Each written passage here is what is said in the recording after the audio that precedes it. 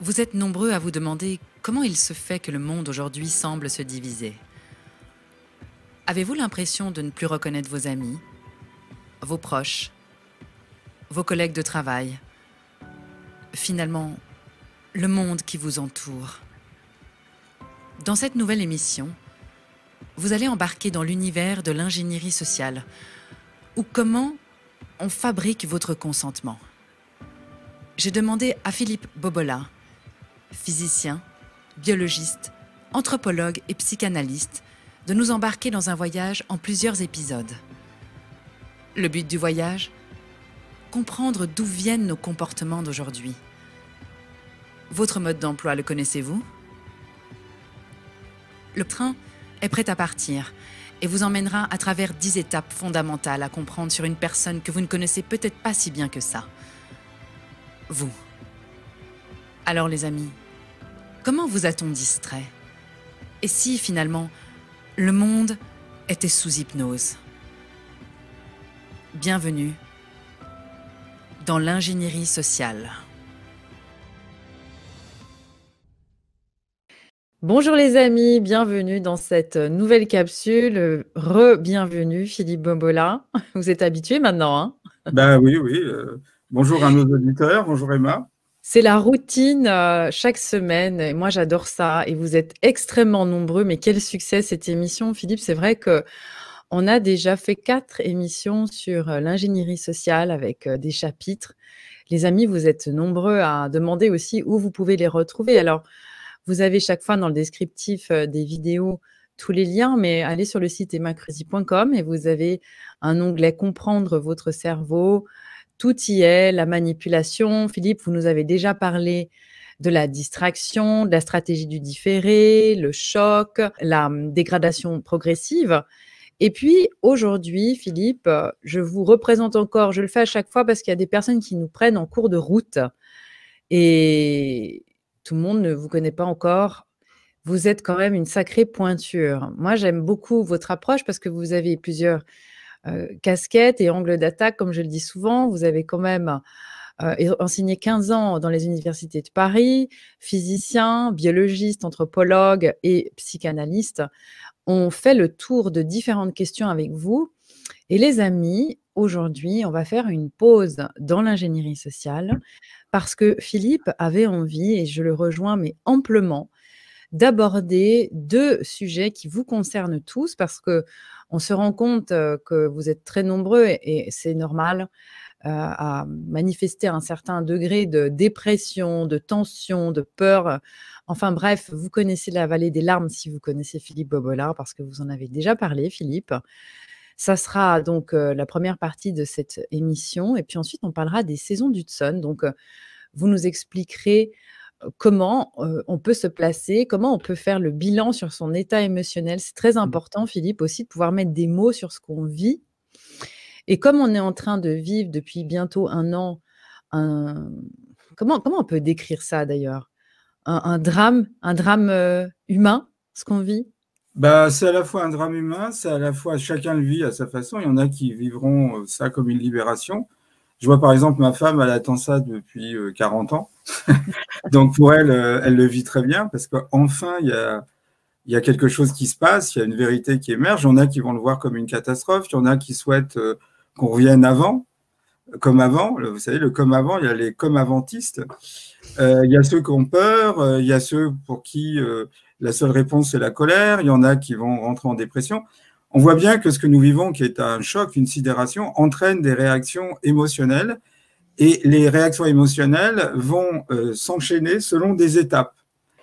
Et donc, la première personne qui a étudié les étapes par lesquelles on passe quand on vit un choc, c'est Elisabeth Kübler-Ross. Alors, c'est une Suissesse de naissance. Elle est née à Zurich. Elle va devenir médecin en Suisse. Et puis ensuite, elle va épouser un monsieur Emmanuel Ross, qui était médecin américain. Elle va partir aux États-Unis. Elle va devenir psychiatre aux États-Unis et elle va se spécialiser dans l'accompagnement des gens à qui on annonce une mort inéluctable. Donc, elle procédait ainsi. Elle avait un séminaire régulier dans un hôpital à Chicago, l'hôpital de Billings, où, à l'aide du médecin traitant et d'un aumônier, elle interrogeait les gens sur les étapes par lesquelles ils passaient. Et c'est comme ça qu'elle a déterminé 5 étapes. Et c'est des étapes importantes, parce que quoi de plus important que le passage de la vie à la mort? Donc la première étape, c'est le choc thanatique, c'est-à-dire on vous annonce que vous allez mourir et vous y attendez pas.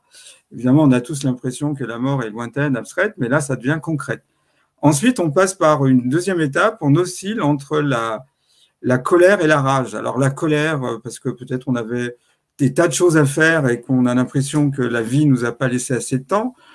On peut passer par des étapes où on est un peu jaloux que les autres soient encore en bonne santé et pas nous.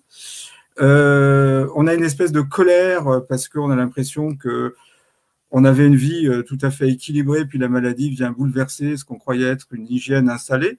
Enfin, on passe par différentes étapes. Puis ensuite, on va rentrer dans les étapes 3 et 4, c'est-à-dire une alternance entre un marchandage et puis une dépression. Alors, des gens peuvent, par exemple, des gens athées peuvent se mettre à croire en Dieu en disant « je donnerai toute ma fortune si on me sort de là », ou des gens qui commencent à invoquer des tas de possibilités de sortir de ça, ils se mettent à croire à l'existence d'un thérapeute qui doit venir, enfin voilà.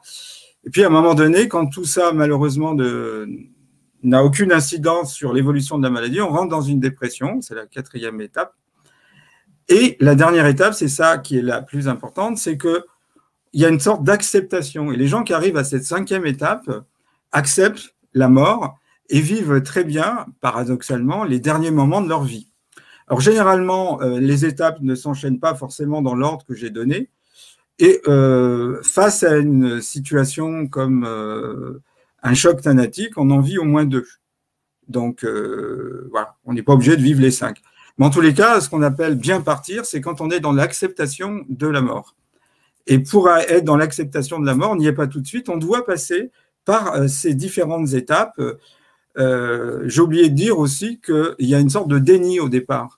C'est-à-dire la personne à qui on annonce qu'elle va mourir, elle n'y croit pas, elle va avoir un 2e étape, puis un 3e. Donc si on résume ces différentes étapes, il y a le choc thanatique, le déni, puis après la colère et la rage, et l'alternance entre la dépression et le marchandage, et enfin l'acceptation de la mort. Alors, face à ces études, elle s'est demandé si effectivement tout changement amenait pas des personnes à passer par ces étapes. Et la réponse est oui. Que ça soit un licenciement, que ça soit une mort brutale d'un proche, ou un traumatisme, un viol, l'inceste, etc. On passe par ces étapes. Et donc, toute personne soumise à un changement important, ou vécu comme tel, va passer par ces étapes. Et donc, par la suite, on a généralisé dans le domaine du changement, donc le coaching, changer ses habitudes. Vous savez que c'est très difficile pour les gens, changer les habitudes alimentaires. Eh bien, on passe par des étapes qui ont été étudiées. Donc, il y a une baisse d'énergie et après, il y a une remontée d'énergie. Alors, on va prendre un cas peut-être un peu caricatural, mais imaginons un brillant cadre dans une entreprise. Il travaille beaucoup pour son entreprise.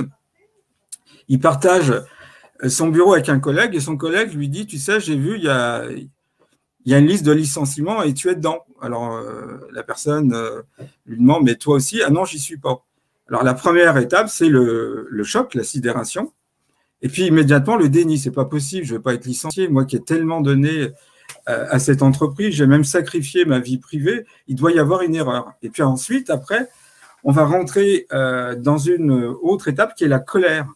Comment, après tous les efforts que j'ai pu faire pour cette entreprise, on ose me licencier comme un malpropre, j'ai l'impression de ne pas être considéré, je suis un moins que rien, on rentre dans une dévalorisation, mais on le vit dans la colère. Puis après, il y a la peur. Si notre cadre a 55 ans, il se dit, bah, peut-être je ne pourrais pas rebondir, j'ai encore des enfants qui font des études, comment je vais faire? Est-ce que ma carrière professionnelle s'arrête et je vais être en pré-retraite ou je peux rebondir? Puis après, on rentre dans la dépression et la tristesse.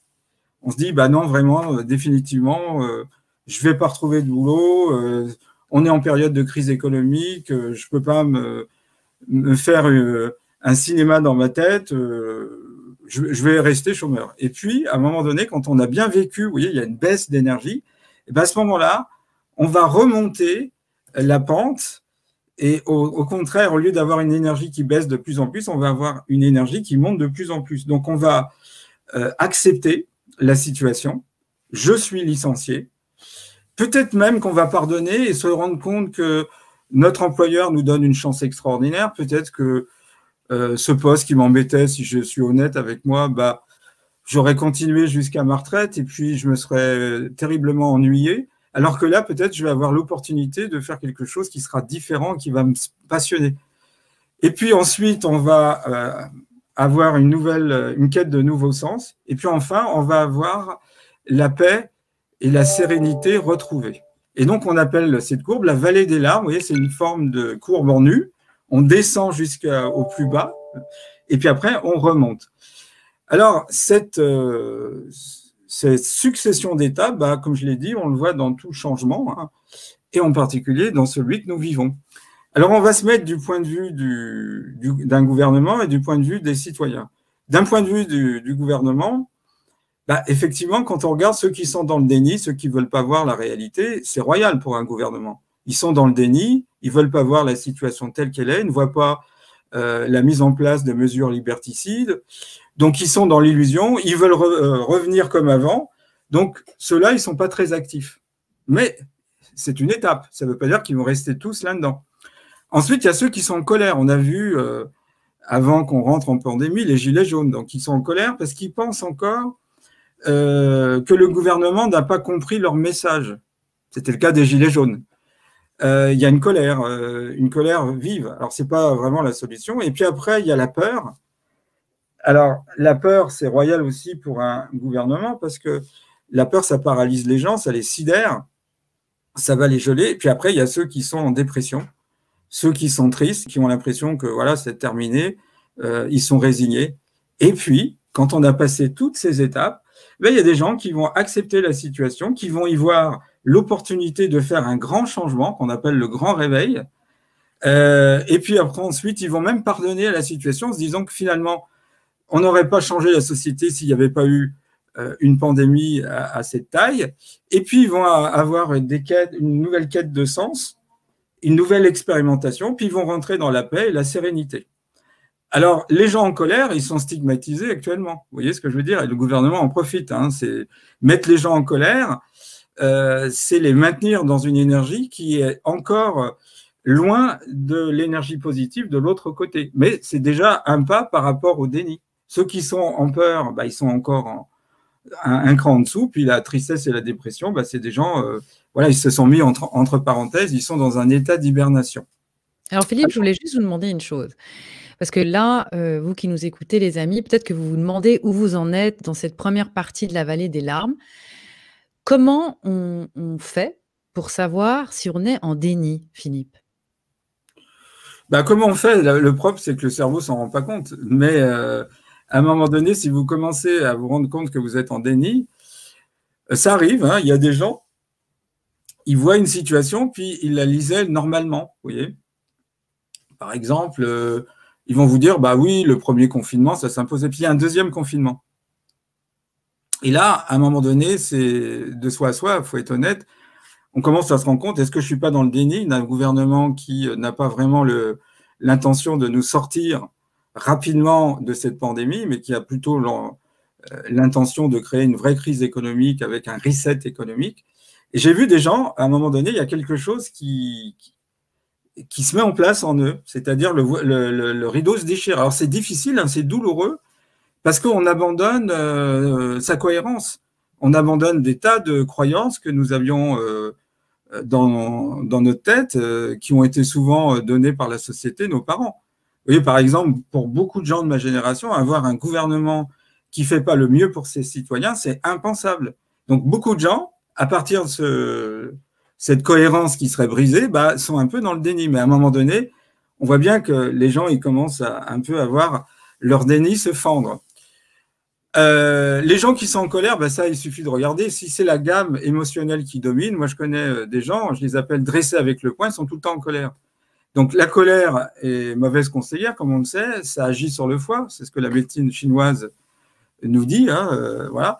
Et puis surtout, ça on verra dans une autre émission, là on va se concentrer sur ces étapes psychologiques, on envoie une mauvaise énergie, une mauvaise vibration, et c'est pas la solution. Et puis surtout, un homme en colère ne convainc pas une personne qui est dans le déni ou une personne qui a peur. Vous voyez ce que je veux dire? Finalement, les gens en colère se regroupent entre eux. S'ils n'ont pas la possibilité de se regrouper, c'est un gros piège, ils vont s'auto-détruire, puisque effectivement, en ayant un groupe de gens en colère, on a l'impression que ça apaise notre colère et puis on se trouve moins seul. En fin de compte, ça ne résout pas la situation, mais il faut comprendre que la colère est nécessaire pour pouvoir atteindre la peur, qu'il est normal de vivre, la dépression et la tristesse. Alors les gens qui sont dépressifs et tristes, bah, ils le voient, hein, je veux dire, il y a une espèce de dégoût généralisé, ils se replient sur eux, ils sont en hibernation, voilà. Mais c'est transitoire, on va vivre ces étapes plus ou moins rapidement. Alors des fois, on peut avoir des oscillations, c'est-à-dire que quelqu'un qui était dans la peur revient dans la colère, puis après revient dans la peur. Donc vous avez des gens, ils oscillent entre la colère, la peur, la colère. Ou des gens qui vont osciller entre la dépression, la peur, ou la peur, la dépression. Mais à un moment donné, quand on est dans l'autre côté de la vallée des larmes, ben, on le sent, les gens n'ont, je crois que c'est ce que vous vivez, mais il n'y a plus de peur.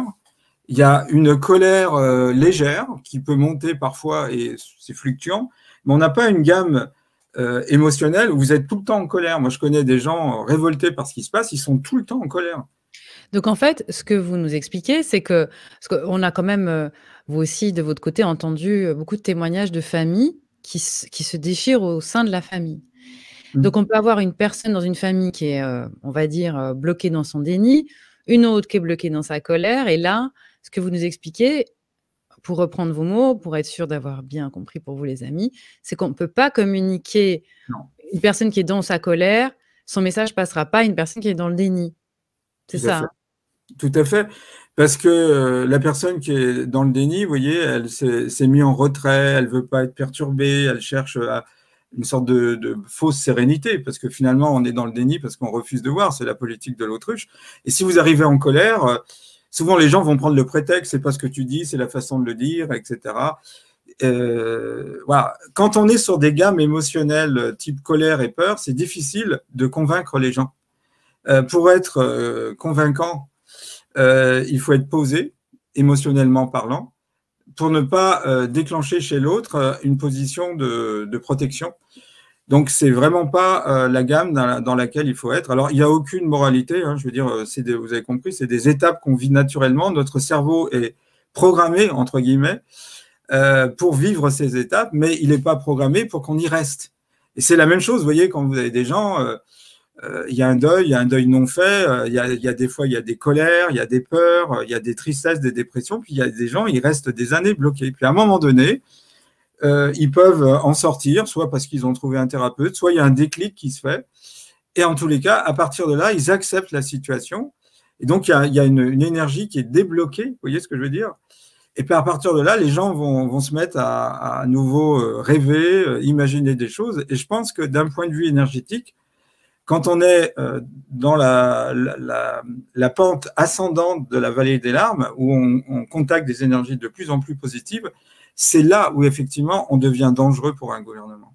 Parce que tant qu'on est dans la peur et la colère, on est un peu dans la pyramide des besoins de Maslow, dans les besoins immédiats. Vous voyez ce que je veux dire? On a peur de ne pas pouvoir assurer sa fin de mois, on a peur de ne pas pouvoir payer son loyer, on a peur de ne pas pouvoir nourrir sa famille, trouver de la nourriture, etc. On est dans ce qu'on pourrait appeler l'instinct de survie. Vous voyez, c'est un peu ce qui se passe pour les gens qui sont malheureusement dans la rue, les SDF. Ils sont en permanence occupés à essayer de survivre au jour le jour. Et donc, ils n'ont pas le recul nécessaire. C'est-à-dire, on est complètement envahi. Il y a une sorte de brouillage qui se fait dans la tête de la personne. Et donc, la colère n'est pas quelque chose qui nous permet de nous déployer, d'anticiper autre chose. Donc, en fait, si j'ai bien compris ce que vous êtes en train de nous dire, c'est que tant que le peuple est dans la réaction, dans cette colère, dans toutes ces énergies qui nous descendent, en fait, hein, c'est vraiment, on le voit bien dans cette graphique de la vallée des larmes, qui nous amène en bas du gouffre, eh bien, on n'est pas vraiment un vrai danger, parce qu'on n'est pas dans l'action constructive, en fait. On est dans une phase normale, mais dans une phase où on doit, on va dire, régler les fichiers, enfin faire le nettoyage en fait émotionnellement, c'est ça, hein? Ah oui, tout à fait. Vous voyez, comment dirais-je, en matière de systémie, la systémie, c'est la science des systèmes. On peut dire que tout est système, une société, une molécule, un couple. Des fois, dans un couple, on essaye d'aménager, mais c'est des petits bricolages. Et puis, ça va convenir à un moment donné, on va passer les petites crises, et puis à un moment donné, il faut vraiment un changement radical. Et souvent, les couples divorcent quand il y en a un qui est prêt à le faire et pas l'autre. Donc, quand on est un peu dans la peur et la colère, qui sont des émotions normales de vivre, surtout en fonction de cette violence institutionnelle, mais on est presque encore en demande d'un bricolage ou d'une réforme de type 1, alors que quand on est de l'autre côté de la vallée des larmes, on est beaucoup plus exigeant. On veut un changement radical. Vous voyez ce que je veux dire quand on parle du grand réveil? Ça veut dire on sort de l'endormissement, on sort de ces peurs qui nous transforment en zombies au profit d'individus qui vont retrouver leur souveraineté, se déployer, se mettre à nouveau à imaginer un monde autre, meilleur, où on aurait plaisir à vivre. Et c'est plutôt vers ça que j'amène les gens, où j'aimerais les amener. C'est-à-dire peut-être qu'on peut arriver, en changeant un petit peu notre vision du temps, à aller contacter des autres potentialités qui permettraient à chacun de vivre avec bonheur et harmonie dans une société qui n'est pas du tout celle que nous propose le Grand Reset.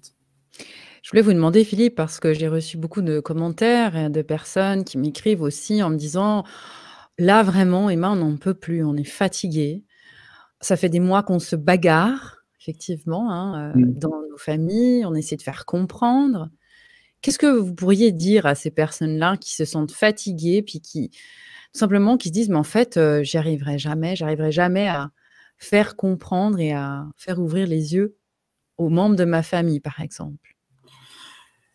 Alors, je leur dis de ne pas se décourager. Et puis peut-être, ce qu'il faut comprendre, c'est il y a deux politologues qui s'appellent Erika Chenoweth et Marianne J. Stéphan, qui ont fait des études sur les révolutions qui fonctionnaient, vous savez.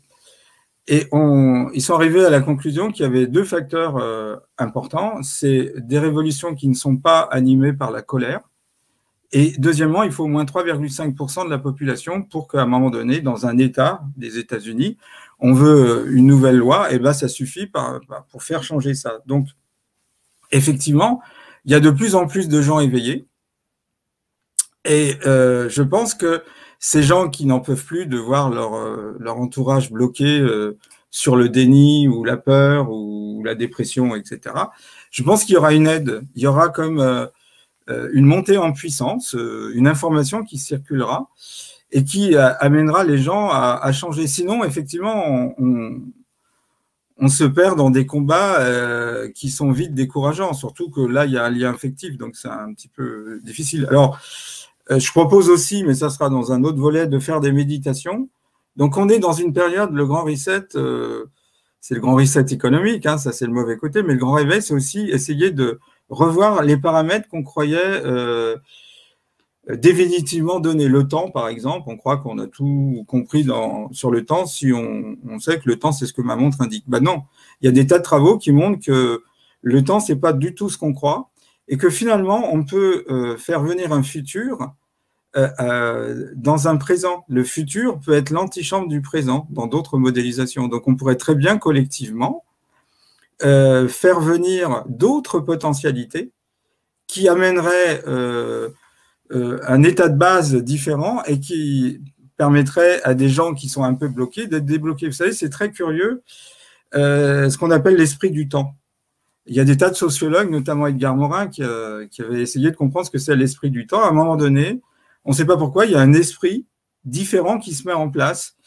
Et peut-être notre rôle, c'est pour ça qu'il ne faut pas baisser les bras, c'est de faire venir un esprit du temps de liberté.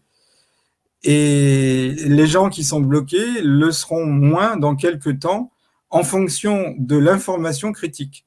Souvent, on fait une erreur en confondant masse critique et information critique. La masse critique, c'est une notion qui vient de la physique nucléaire. c'est la quantité d'uranium fissible qui permet d'avoir une réaction en chaîne suffisante pour déclencher une bombe atomique. Mais il faut faire attention parce que si on ne la contrôle plus, on ne peut pas faire aussi une bombe atomique. Donc c'est le nombre suffisant d'atomes qui permettent d'avoir un phénomène en chaîne fissible contrôlable et suffisant. L'information critique, c'est autre chose. C'est la quantité d'individus qui sont prêts en termes de conscience. Et je trouve que de plus en plus, il y a des gens qui sont prêts. Donc, notre rôle, peut-être, c'est plus d'être dans ces gammes émotionnelles, mais d'être dans d'autres gammes émotionnelles qui nous permettront de faire venir d'autres potentialités. Et ces autres potentialités vont permettre à des gens qui sont bloqués d'être progressivement débloqués ou assouplis au niveau de leur blocage. Et puis, à un moment donné, il faut se dire aussi que beaucoup de gens vont abandonner l'état référentiel, c'est-à-dire tout ce qu'on dit, le narratif.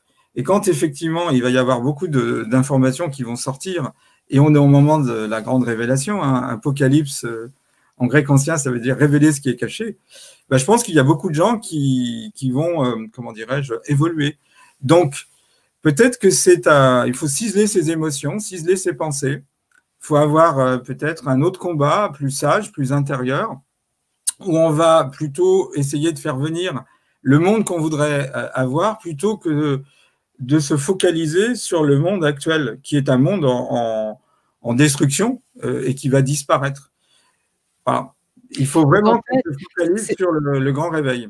C'est ça, hein, ce que vous nous dites, c'est qu'une fois qu'on a conscience que cette vallée des larmes, elle est, il y a un fond et comme vous disiez, on peut donc, passer d'un état à un autre et revenir. Donc on peut passer de la colère à la dépression, puis revenir en colère, hein. Donc c'est normal les amis, si vous oscillez. Ce que nous dit Philippe, c'est que ce n'est pas une science dure. Par contre, une fois qu'on sent venir un peu cette sensation d'acceptation, Philippe, si j'ai bien compris, on entrevoit un peu la lumière au bout du tunnel. C'est-à-dire qu'on repart dans quelque chose de plus constructif, où on arrive à entrevoir ce qu'on aimerait, Oui. et plus uniquement ce qu'on condamne et ce qui nous fait mal, en fait. C'est ça, hein, on remonte la pente, hein, c'est le cas de le Ben, dire. on remonte la pente, c'est-à-dire qu'on accepte la situation, on y voit même un côté positif, on pardonne à ceux qui ont fait cette situation, ce narratif, et puis après, on est plus du tout focalisé sur ce qui ne va pas, les coupables, etc. On est plutôt en quête de sens nouveau, on fait de nouvelles expérimentations, on se met à nouveau à rêver, et puis à un moment donné, on va retrouver une sérénité et une paix. Et vous voyez, quand on est posé, on est comme une petite lumière qui permet aux autres de s'harmoniser sur nous. Vous avez remarqué, une personne en colère a tendance à énerver une autre personne, et finalement, de la personne en colère, on finit par avoir deux personnes en colère. Et donc, il y a une espèce de mimétisme émotionnel. Moi, je l'ai vu, hein. Vous êtes dans une queue, il y a une personne en colère, ça met l'autre en colère, et au bout d'un moment, c'est toute la queue qui est en colère. Bon, alors que si vous vous calmez, ben, voilà, il y a besoin d'avoir des gens qui vont avoir un rôle de rebelle posé. Ça veut dire qu'il ne faut pas renoncer à être un rebelle. Vous voyez, c'est le poète Octave Paz qui distinguait l'homme révolté à la Albert Camus. Alors, on sent qu'il est en colère, il veut modifier les choses. Le révolutionnaire qui a une pensée groupale, et puis le rebelle, l'artiste qui n'accepte pas les choses, mais qui les vit en dehors du groupe. C'est plutôt un destin singulier, quoi. Et c'est le but souvent de l'artiste, c'est d'être un principe de résistance. Donc, je crois qu'il faut des rebelles posés, des gens qui sont déterminés à faire venir un nouveau monde, qui ne sont pas trop accrochés à ce qui ne va pas, mais qui ont compris les mécanismes par lesquels les autres passent. C'est pour ça que j'ai fait cette série d'émissions. Comprendre ce qu'on vit et ensuite proposer d'autres solutions. Mais il faut comprendre les mécanismes psychologiques. Et des fois, ça peut arriver, moi j'ai eu en thérapie, des gens qui avaient des colères monstrueuses contre leurs parents, et puis à un moment donné, on leur montrait que la vision qu'ils avaient eue de leurs parents, on pouvait la voir différemment, c'est comme un objet qu'on voit sous une autre facette, et la colère disparaissait. Et des fois, ils avaient 20 ou 30 ans de colère accumulée. Est-ce que c'est ça le fameux déclic où tout d'un coup, quelque chose qu'on peut-être sait, s'intègre et c'est comme ça en fait? On n'a plus à faire, comment dire, une sorte de discipline à comprendre dans le mental. C'est un déclic, c'est intégré. Tout s'est Oui, fait. ça s'intègre. Il y a, alors certains, si on a un peu une fibre religieuse, diront que c'est un état de grâce. Non, c'est tout simplement parce qu'on a passé les étapes et que à un moment donné, on a atteint, vous savez, quand on saute dans une piscine, on atteint le fond de la piscine, puis après, avec les pieds, on remonte, quoi. Et c'est exactement ce qui se fait, c'est-à-dire les étapes sont passées. À partir de là, bah, les gens vont remonter la pente. Et on le voit, on est dans une autre énergie, on est beaucoup plus positif, ça sent au niveau du champ sémantique, comme on dit, les mots utilisés. Et puis surtout, on est plus préoccupé par l'avenir que par le présent. Ça ne veut pas dire qu'on va se détacher du présent. Il faut avoir un double combat, être au présent et être dans l'avenir. Mais je pense qu'on a besoin d'avoir, pour reprendre l'expression du général Field, des soldats numériques. Mais dans les soldats numériques, il faudra des soldats posés, des rebelles posés. C'est-à-dire des gens qui, plutôt que de faire monter l'émotion basse, parce que la colère est pour moi une émotion basse, qui vont permettre à des gens de s'apaiser sur ça et peut-être de pouvoir passer, vous voyez, parce que quand on est trop en colère, on reste fixé sur sa colère, puis la colère s'entretient d'elle-même.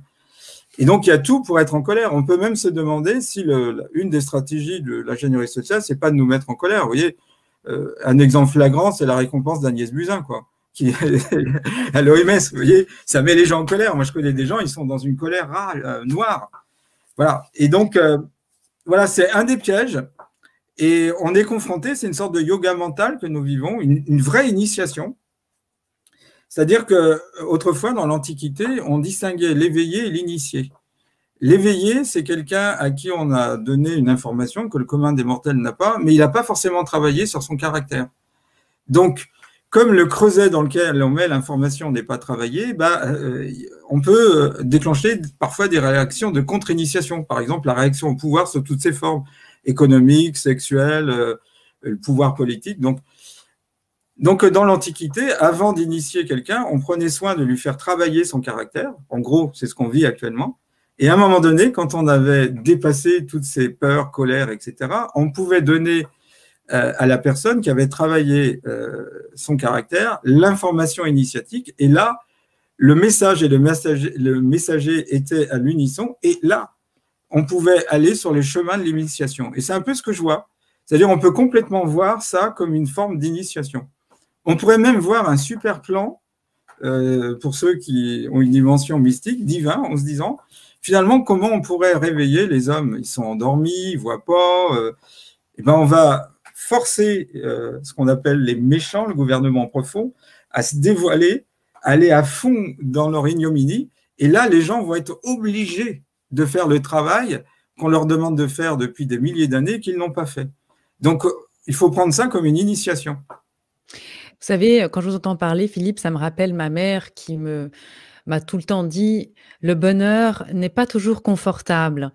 Et c'est vrai que ça prend son sens maintenant parce que quand on voit, on n'a pas le choix, on est au pied du mur, hein, on vit tous une expérience. Est-ce que finalement, le fait de vivre cette expérience commune, globale, nous donne une opportunité d'aller dans cette initiation-là? C'est-à-dire qu'on n'est plus dans la théorie, là, c'est la pratique.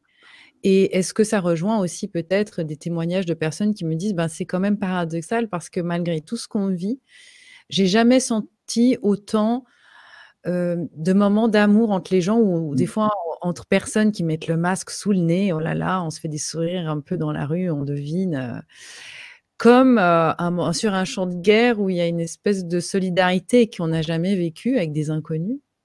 Ah, tout à fait. Je pense que un des drames de l'humanité, c'est qu'on était souvent en solidarité quand on vivait des moments difficiles. Puis quand il y a un plein développement économique, chacun retrouve un peu son côté individuel et égoïste.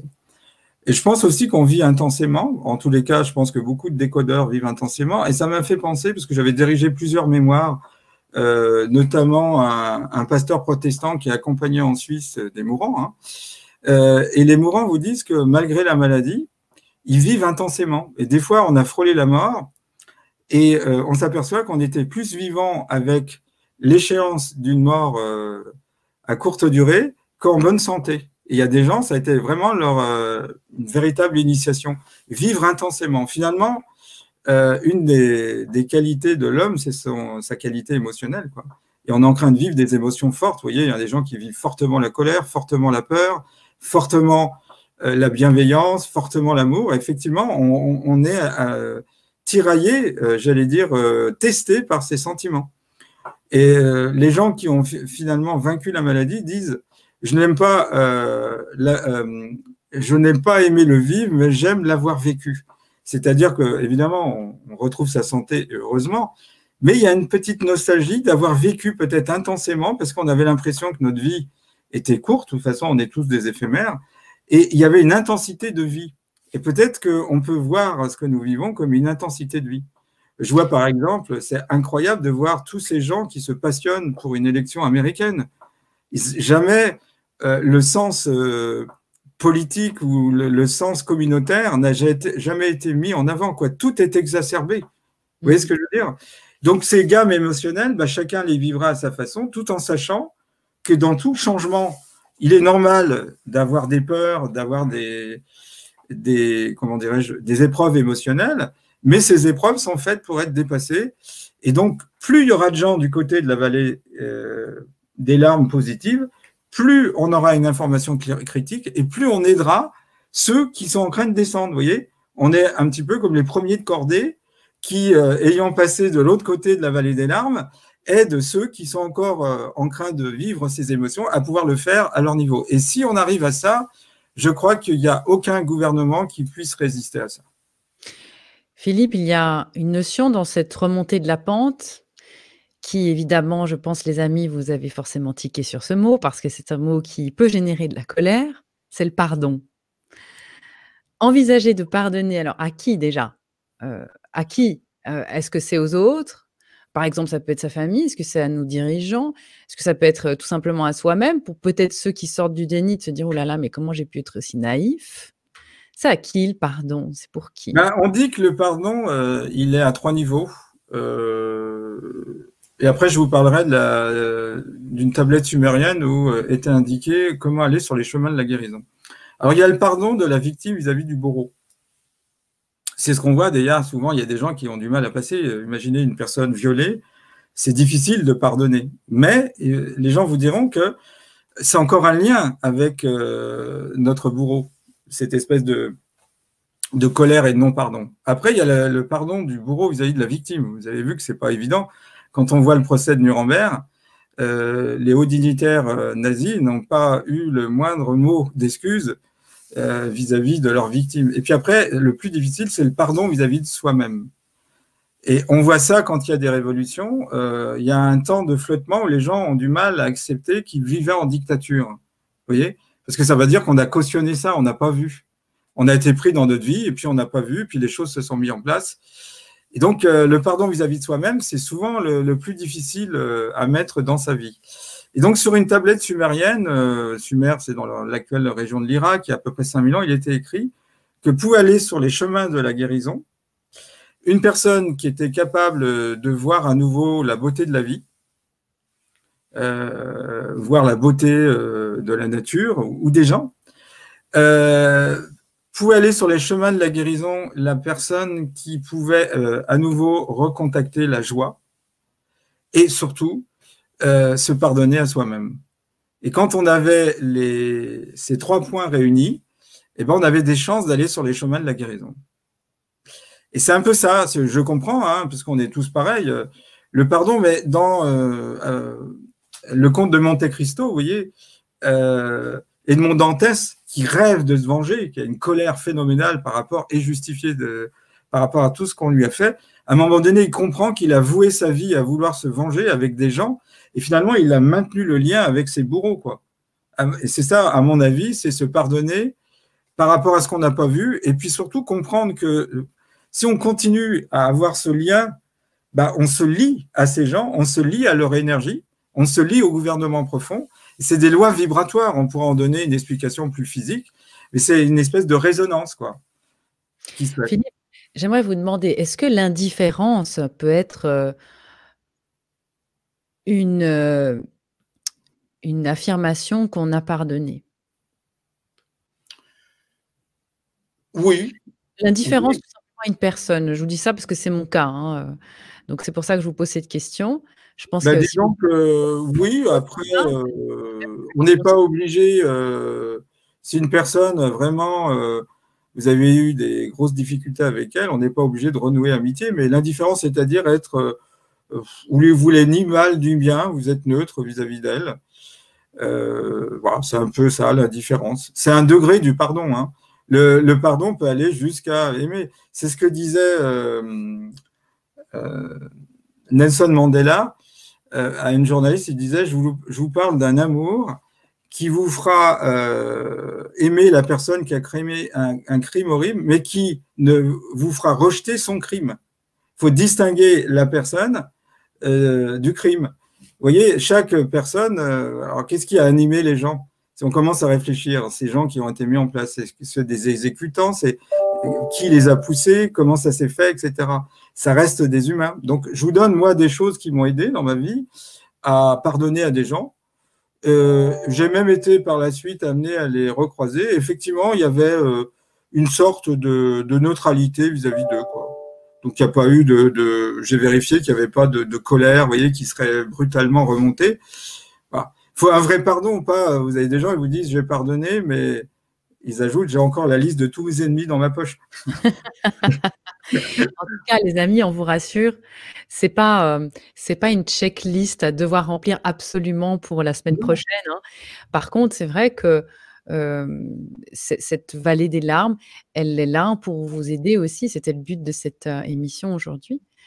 Vous situer un petit peu là-dedans parce qu'effectivement, quand on remonte la pente, c'est quand même là, pour le coup, beaucoup plus léger et on arrive à se focaliser sur ce qu'on a envie de mettre dans le tableau. Alors certains vont l'appeler le futur ou les potentiels ou ce qu'on a envie de vivre tout simplement. Et puis, Philippe, est-ce que vous seriez d'accord qu'on évoque les saisons d'Hudson maintenant? Oui, oui, oui, on va évoquer les saisons d'Hudson. Donc, Frédéric Hudson, c'est un coach américain, hein. Il a créé en 73 le Fielding Institute. Il était d'abord docteur en philosophie. C'était à la fois un philosophe, un pédagogue, un coach.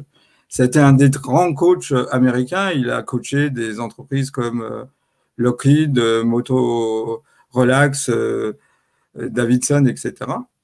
Et il a commencé à partir des années 80 à voir que la société ne fonctionnait plus comme la société du début du siècle. C'est-à-dire, au début du siècle, on considérait que ce qu'il fallait dans sa vie, c'était la stabilité.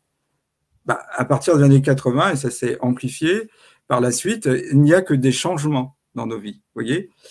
Autrefois, on voyait la vie comme une pente linéaire croissante pour celui qui avait fait des bonnes études. Donc, en faisant des bonnes études, on avait une bonne profession. On avait à la clé la sécurité, le succès, le bonheur, la joie. Tout était programmé, vous voyez, à la limite, vous aviez fait vos études, vous exerciez dans le métier qui était directement lié à vos études. Ensuite, vous preniez votre retraite, et puis jusqu'à la pierre tombale, tout était programmé, quoi. Le caveau familial. Voilà, le caveau familial, quoi. Tout était programmé, tout s'inscrivait soit sur une pente ascendante, soit sur une pente descendante, mais voilà, c'était la linéarité.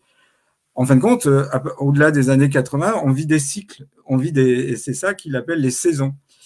Autrefois, on pensait qu'il y avait deux temps dans la vie. Il y avait un temps où on étudiait, et puis un temps où on exerçait le métier qui était directement lié aux études qu'on avait faites. Bah, c'est fini, on est étudiant à vie. Vous en êtes un exemple, Emma. Vous avez commencé une profession, vous êtes en train de faire autre chose, et des tas de gens sont amenés à faire des évolutions dans leur carrière professionnelle. Il y a des tas de gens qui commencent à être ingénieurs et puis ils vont dans d'autres horizons. Donc, voilà, c'est les changements. Et puis, autrefois, on pensait que la société nous structurait, c'était le dehors qui agissait sur le dedans étant chaque individu. Et puis, on s'aperçoit qu'on a un pouvoir de changer la société, ce qu'on voit pleinement actuellement. C'est-à-dire, on a le pouvoir de changer la société. La société n'est plus cette espèce de monstre inamovible et indestructible. Non, on peut vraiment la changer. Et donc, Hudson, on va prendre un exemple un peu caricatural, mais ça va permettre aux gens de comprendre que dans la vie, il est normal de vivre de multiples saisons. Alors, imaginez quelqu'un qui a un projet. Alors, quand on a un projet, on est dans un mois, on va dire, rayonnant, héroïque. Son projet, on y pense, on y travaille. Alors, imaginons qu'une personne, elle a pour projet de devenir un DRH. Donc, elle fait les études correspondantes. Et puis, vraiment, elle mobilise beaucoup d'énergie. Puis, enfin, elle est DRH dans une grande entreprise. Alors là, elle s'aperçoit que, certes, elle a atteint son objectif, mais elle travaille beaucoup. Ça se fait au détriment de sa vie familiale.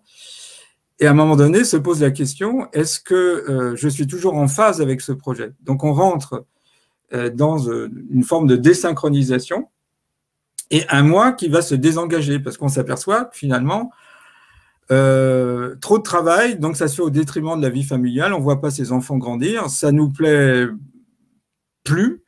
Et la question qui se pose, c'est est-ce que je vais démissionner ou je reste à mon poste? Alors, démissionner, ça peut être de trouver une petite entreprise ou carrément faire autre chose. Alors, on hésite souvent. Et à ce moment-là, notre sentiment de mal-être, et qui était plutôt un sentiment de ne plus être synchronisé avec son projet, nous amène à une sorte de moi désengagé. On rentre dans une sorte de soi hibernant où on se replie. Alors, évidemment, nos collègues nous voient beaucoup moins motivés. Et donc, évidemment, ça nous met en porte-à-faux avec l'entreprise. Puis à un moment donné, on en sort. Alors, soit on donne sa démission, soit on passe ce cap, on prend la décision et à nouveau, on rentre dans un soi passionné. Peut-être qu'on va décider de faire un autre métier et repartir sur une autre direction. Et donc, la première saison, c'est l'été, c'est quand on crée son projet. La deuxième saison, c'est l'automne, c'est quand on est désynchronisé.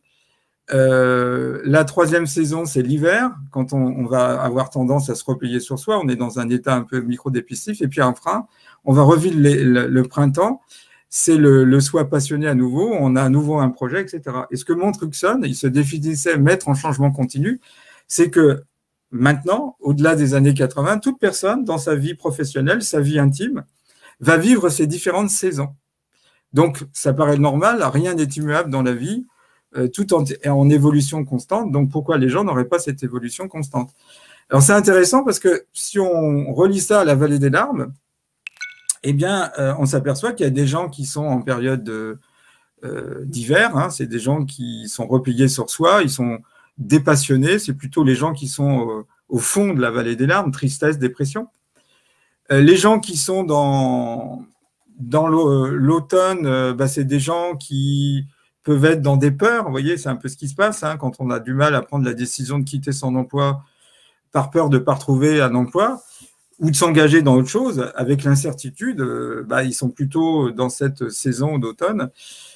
Et puis après, dans l'hiver, c'est vraiment les gens qui, comme je l'ai dit, dépressifs. Et puis le printemps, c'est les gens qui sont de l'autre côté de la courbe, voire ceux qui sont vraiment au plus haut de l'énergie, dans une sorte de sérénité de paix retrouvée, ils sont dans une saison d'été. Alors, Frédéric Huxon, qui a beaucoup travaillé sur ces changements, qui a pas vous faire un cours de coaching, mais disait qu'on est aidé dans ces saisons, dans sa vie, avec des passions. Alors, aux saisons d'Hudson, j'ajouterais les passions d'Hudson. Vous avez des gens, leur passion, c'est la réussite, la performance personnelle. Oui, vous avez des gens, c'est des compétiteurs, ils ont besoin de ça, quoi. C'est un stimulant. Donc, une fois qu'on l'a compris, c'est une aide. Vous avez des gens qui ont besoin d'une réussite médiatique ou une réussite pécuniaire, une réussite financière. Il y a des gens qui ont besoin de se réaliser dans l'intimité, c'est-à-dire ils ne vont pas être des gens exceptionnellement brillants dans leur travail, mais ils vont mettre tout leur génie, si je puis dire, dans leur foyer conjugal, dans leur vie privée, dans leur intimité. Vous avez des gens, ils ont besoin de ludicité. Vous voyez, par exemple, c'est intéressant parce que si on prend le profil psychologique de Trump, c'est un joueur. C'est profondément un joueur, Donald Trump. Donc lui, il a besoin dans sa vie de jeu. Et on voit bien quand on regarde son activité professionnelle ou même la façon dont il a mené le mandat aux États-Unis, c'est une succession de jeux. C'est un joueur de poker. Hein. Voilà. On l'a vu dans toute sa politique. Vous avez des gens qui ont besoin de quête de sens.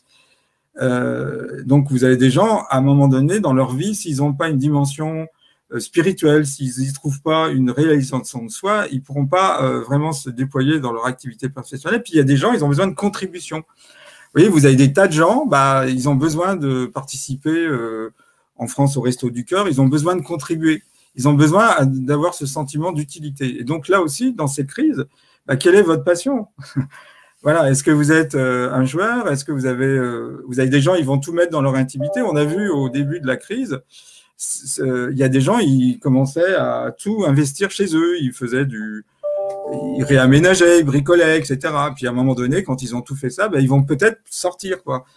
Et donc, dans toutes ces périodes de transition, parce que finalement, le changement, c'est une transition, ben, ce qu'il faut avoir compris, c'est que notre physiologie, elle est programmée pour nous désensibiliser progressivement de la peur de l'inconnu, parce que tout le monde, à un moment donné, a peur de l'inconnu. C'est une grande terreur, hein, pour les gens. C'est pour ça qu'ils préfèrent revenir comme avant. On ne reviendra jamais comme avant. Vous voyez, c'est pas possible quand on réfléchit. Même Olivier Véran qui nous dit on reviendra comme avant. Non, on ne reviendra jamais comme avant.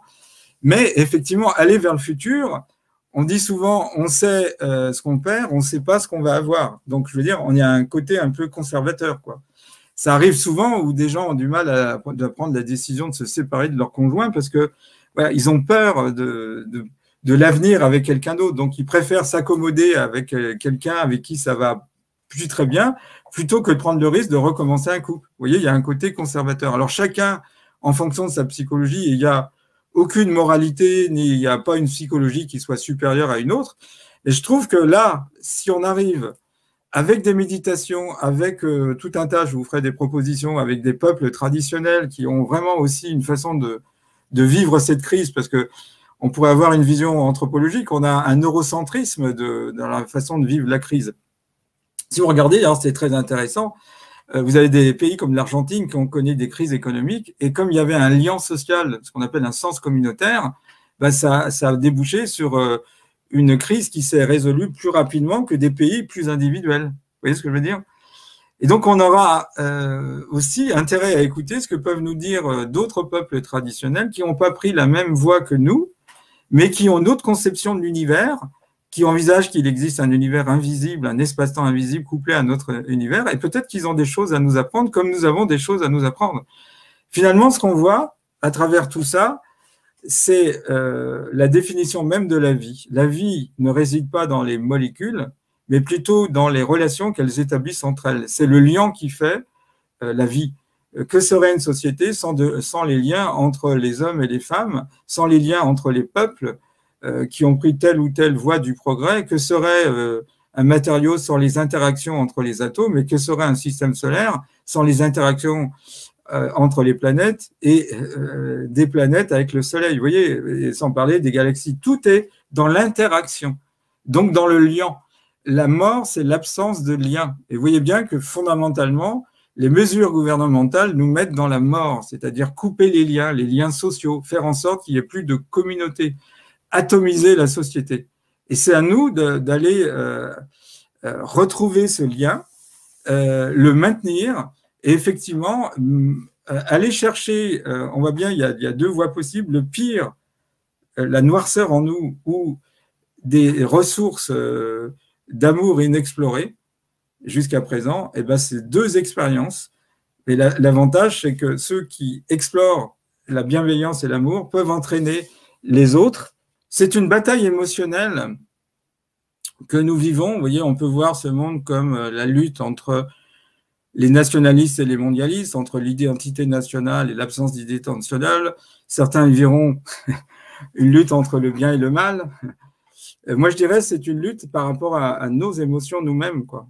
C'est la capacité que nous avons à retrouver le pouvoir d'amour et créateur que nous avons tous en nous. Je voulais vous demander, Philippe, est-ce que ces saisons, on peut les vivre aussi à l'échelle d'une nation, par exemple? Parce que là, on parle d'individus, selon vous. Dans ce cas, on va dire en Europe, hein, on est à quelle saison, là, maintenant, à l'échelle de la globalité? Bah, le gouvernement essaye de nous faire rentrer dans la saison de l'hiver, vous voyez, avec un confinement sévère, on nous annonce un confinement encore plus dur que les autres. Je pense qu'il y a un petit pourcentage de gens qui sont, alors, quand je dis un petit pourcentage, je ne sais pas, je ne pense pas que c'est majoritaire, mais qui sont soit dans l'été, c'est un petit pourcentage, mais plutôt dans le printemps. Vous voyez ce que je veux dire? On sent que, voilà. Et puis, il y a des gens qui sont en désynchronisation. On voit bien la prise de conscience est une sorte de désynchronisation. Le projet, le narratif qu'on nous avait donné depuis notre enfance ne marche plus. Donc, on est en train de se désynchroniser. Vous voyez, on vit ce que les historiens appellent le remembrement d'une nation, quoi. On nous avait fait tout un narratif et puis on s'aperçoit que ce n'est pas vrai. Donc, il y a des gens qui sont plutôt en période d'automne et d'hiver. Alors, dans une saison, ben, ce n'est pas la même chose si on est au début de l'hiver ou la fin de l'hiver. Donc, je pense que ce qui est en train de se passer, c'est qu'il y a beaucoup de gens qui sont en train de vivre la fin de leur hiver ou la fin de leur automne. Et on espère qu'ils pourront être du côté positif, c'est-à-dire été ou printemps. Une autre question par rapport à ces saisons, est-ce que, et finalement c'est valable aussi pour la vallée des larmes, est-ce que tout le monde, chacun d'entre nous, va forcément passer par ces 4 saisons ou ces points-là de la vallée des larmes? Ou est-ce qu'il y a des personnes qui, par exemple, aussi entre le printemps, l'été, voire un peu l'automne, mais qui passent pas vraiment dans l'hiver? Oui, c'est possible. Ça dépend. Chacun a sa psychologie. Ou alors, ils vont y rester très, très peu. Il y a aussi des gens qui avaient maturé avant. Vous voyez, les gens qui avaient compris depuis longtemps avaient vécu ces saisons, quoi. Maintenant, bah, par exemple, moi, j'ai des amis, ça fait 35 ans qu'ils ont compris ce qui se passe. Donc, ils ont vécu leur printemps, leur hiver et leur automne. Donc, voilà, pour eux, ils attendaient ça. Donc, ils sont plutôt dans l'été. Vous voyez, pour eux, ils sont plutôt dans un projet. Ce qui les intéresse, c'est le nouveau monde, si vous voulez. Alors, il n'y a pas vraiment de règles. On peut des fois passer une étape. Alors, des fois, vivre ses émotions, c'est bien de les vivre parce que souvent, les hommes, ils sont un peu distants de leurs émotions. C'est au moins l'atout des femmes, elles le vivent pleinement. Donc, je dirais que c'est une pente générale. On n'est pas obligé, c'est comme dans les étapes de Kubler-Ross, de les vivre dans le même ordre. Mais en matière de saison, je pense que dans une vie, on le voit, regardez un couple, qu'est-ce que c'est au départ? C'est l'été. Puis après, l'homme qui paraissait idéal ou la femme qui paraissait idéale, ben, ça paraît moins idéal, donc on rentre en automne. Des fois, quand vraiment on s'aperçoit qu'il y a une dérive, année après année, bah, c'est l'hiver, et puis après, bah, soit le couple finit par surmonter la difficulté et repart sur d'autres bases, soit effectivement il y a une séparation, mais chacun peut-être va retrouver un partenaire où à nouveau il pourra vivre les saisons. Je ne sais pas comment vous dire, c'est les cycles, la vie est cycle, donc on vit des cycles. Et c'est ça la différence. On nous a fait croire que une fois qu'on avait réussi nos études, tout allait bien. On avait acheté en quelque sorte la sécurité, la sérénité, le bonheur, la joie. Il n'y avait plus rien. Ben non, on voit bien que c'est plus du tout le cas. La carte postale. Oui, la carte postale. Voilà, alors je pense que ça va éclairer les gens. Moi, en tous les cas, je l'utilise beaucoup dans mes coachings et je vois que ça aide beaucoup les gens.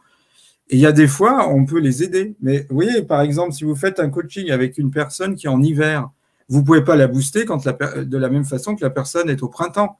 Vous voyez, si la personne elle commence à rentrer dans le printemps, vous pouvez lui dire, bah, vas-y, c'est le moment, affine ton projet, dis-moi comment c'est. Mais si vous êtes en hiver, vous êtes dans un coaching d'accompagnement.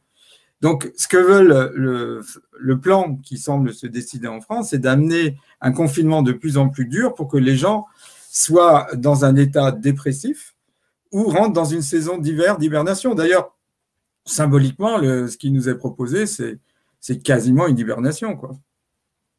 Alors, on arrive justement à la fin de ce tour des saisons et de la vallée des larmes, Philippe. Et comme on finit toujours sur des outils clairs et précis pour qu'on puisse imaginer quelque chose de positif, au moment où on enregistre cette vidéo, c'est l'hiver. Hein, il neige en tout cas à Genève. Je ne sais pas chez vous, Philippe, mais ici, c'est l'hibernation en tout cas. Les écureuils se sont planqués. Ils ont mis les noisettes au chaud. Alors, comment on fait maintenant? En gros, pour ceux qui ne sont pas dans l'été, hein, ceux qui sont encore dans on va dire, dans des retombées pas toujours simples émotionnellement, quelques outils ou quelques réflexions personnelles? Déjà, il faut accepter la situation, c'est-à-dire il faut dire, bah oui, je vis ça, je dois le vivre pour m'en débarrasser. En fin de compte, le vivre, c'est le faire disparaître. Tant qu'on bloque, vous voyez ce que je veux dire? Vous avez des gens, ça me rappelle une anecdote où j'avais un ami, sa femme était tout le temps en colère. Et quand on dînait ensemble, ils nous regardaient et dire mais c'est pas possible, elle est tout le temps en colère. En fin de compte, ils ont divorcé et il s'est rendu compte que sa femme exprimait sa propre colère, qu'il ne contactait pas. Et quand il a compris ça, eh ben, ils se sont remariés et le couple a fonctionné parce que madame ne jouait plus le rôle de paratonnerre. Vous voyez, les émotions, il ne faut pas les bloquer, il faut les vivre. Ensuite, essayez de voir dans votre entourage dans quelle étape de la vallée des larmes ou dans quelle saison est la personne avec qui vous vivez. Essayez de le comprendre. Et le fait de comprendre qu'à un moment donné, on ne peut pas les amener à sortir. Vous ne pouvez pas faire sortir quelqu'un de l'hiver pour l'amener dans l'été. Vous voyez ce que je veux dire? Il doit progressivement remonter. Donc, en étant bien vous, vous allez, et surtout en acceptant que l'autre doit vivre son processus à sa vitesse, vous allez catalyser la rapidité avec laquelle la personne va pouvoir sortir de ça. Et puis, la société joue un rôle. Il y a le dedans et le dehors. Donc, on va voir comment ça évolue aux États-Unis, mais d'une certaine façon, quand à un moment donné, il y aura une information critique qui circulera, je pense que ça aura une incidence sur des gens qui sont bloqués. Et c'est là où, effectivement, chaque individu est un système ouvert et on ne peut pas faire abstraction de la société. La société est porteuse elle-même d'une saison, quoi. Donc, voilà, c'est à nous de comprendre ces phénomènes et ensuite, on donnera aux gens la possibilité d'avoir une arme temporelle, si je puis dire, et de pouvoir agir, puisqu'un cerveau, c'est fait pour agir. Comme disait l'anthropologue Margaret Mead, elle disait « Ne croyez pas qu'une petite poignée d'individus conscients et motivés ne puissent pas faire changer la société. Cela a toujours été comme ça que les changements sociétaux se sont produits. » Donc, vous, si vous arrivez à ciseler vos émotions et vos pensées, vous participez à ce petit cluster qu'on avait vu, cette petite unité qui va à un moment donné aider vos proches ou aider les autres à pouvoir sortir plus rapidement de ce processus. Et donc chacun on a un style de vie, comme on dit, hein. Il y a des gens qui sont plutôt combatifs, il y en a qui sont plutôt pessimistes, vous voyez, comme je l'ai dit à plusieurs reprises, je suis possibiliste, je suis ni optimiste ni négatif, tout est possible, même l'impossible. C'est ça le possibilisme. C'est nous qui actualisons les potentialités. Alors, les amis, si vous avez entendu des concepts qui ont fait référence aux épisodes précédents, je vous invite vraiment à les voir ou à les revoir si vous les avez déjà vus mais que vous ne vous souvenez pas. C'est vrai que Philippe, vous avez fait référence à des concepts qui ont été déjà évoqués. Allez voir sur emmacreuzy.com. Vous avez donc un chapitre exprès sur comprendre votre cerveau. Donc, pour rappel de ce dont nous avions déjà parlé dans les précédents épisodes, vous aviez en 1, la distraction. Donc, on était vraiment sur une lancée de 10 épisodes par rapport à l'ingénierie sociale. Et c'est vrai que comprendre son cerveau, on a fait aujourd'hui une pause dans les 4 saisons d'Hudson et puis la vallée des larmes pour que vous puissiez, les amis, aussi peut-être mettre des mots là où vous en êtes et puis aussi comprendre surtout que vous êtes normal si vous déprimez, si vous êtes en colère, si vous avez envie de tout casser ou si votre ou je ne sais pas qui est dans le déni. Enfin voilà, de comprendre aussi que ce n'est pas dans la force ou on se décourage, etc. Donc c'est vrai que merci Philippe de nous avoir remonté le moral. Et vous retrouvez aussi quand même beaucoup de ces concepts-là dans les épisodes précédents, puisque comprendre son cerveau, l'ingénierie sociale passe aussi par ces concepts. On les retrouve. On a eu aussi dans le 2e épisode la stratégie du choc, ou comment créer un problème pour mieux le résoudre. Effectivement, on sort du déni à ce moment-là aussi, quand on commence à ouvrir les yeux sur ce qu'est l'ingénierie sociale. Et ça demande aussi beaucoup on va dire comment ça, du calme aussi, hein, parce que Philippe, quand on commence à ouvrir un peu les yeux sur certaines réalités, ça fait référence à quelque chose que vous nous avez tellement dit. Quand on sort du déni, eh bien là, il faut se positionner, peu importe sa position. Ça demande aussi de prendre ses responsabilités, donc c'est pas toujours confortable. Au moins, quand on voit pas, on ne sait pas, donc on n'est pas obligé de se positionner ou ça appelle pas cette responsabilité. Dans le 3e épisode, vous nous aviez parlé de la dégradation progressive, comme vous aimez l'appeler, le fascisme progressif en dilution 5CH. Il me semble que c'est votre copyright. Et puis, la stratégie du différé. Donc maintenant, on a fait cette pause. On va continuer le chemin. La prochaine émission sur s'adresser au public. S'adresser au public comme à des enfants, s'adresser à l'émotionnel plutôt qu'à la réflexion, etc. Mais on ne s'éloigne pas du sujet parce que finalement, l'ingénierie sociale, c'est l'art de manipuler les gens, on va dire, avec des moyens bien aguerris, mais c'est aussi amener les gens à vivre des états émotionnels. voyez ce que je veux dire? La sidération en est un exemple. On verra d'autres éléments conceptuels qui permettront de mieux comprendre ce qu'on vit, quoi. C'est comme si on accompagnait tous nos auditeurs à comprendre ce qu'ils vivent. Et puis après, on leur donnera des armes pour pouvoir agir, puisque ça, c'est vraiment ce que le plus important pour un cerveau, c'est agir. Et donc, l'inhibition de l'action qu'on avait vu aussi, je crois que c'était dans la première émission, non, la deuxième émission, l'inhibition de l'action, voilà, c'est un concept important parce que quand vous pouvez ni fuir ni agresser, bah, vous auto-agressez. Les amis, vous pouvez retrouver Philippe à l'unité du savoir. Vous avez le lien dans le descriptif de cette vidéo-là. C'est un vrai prisme, Philippe, qui nous apporte tellement d'éclairage. Merci beaucoup, en tout cas. Bah, merci à vous pour me permettre de m'exprimer et puis la grande liberté que vous laissez à vos intervenants. Merci Philippe, en tout cas, c'est un vrai plaisir. Vous nous consacrez beaucoup de temps et on vous dit merci. Et au nom de tous les abonnés qui m'écrivent, un grand merci Philippe. Et ça continue. Les amis, partagez cette vidéo si vous pensez qu'elle peut être utile à quelqu'un. Et Dieu sait s'il y a beaucoup de personnes qui auraient besoin d'un peu d'éclairage. Au revoir Philippe, à la semaine prochaine. Au revoir, et à la semaine prochaine. À bientôt. À bientôt.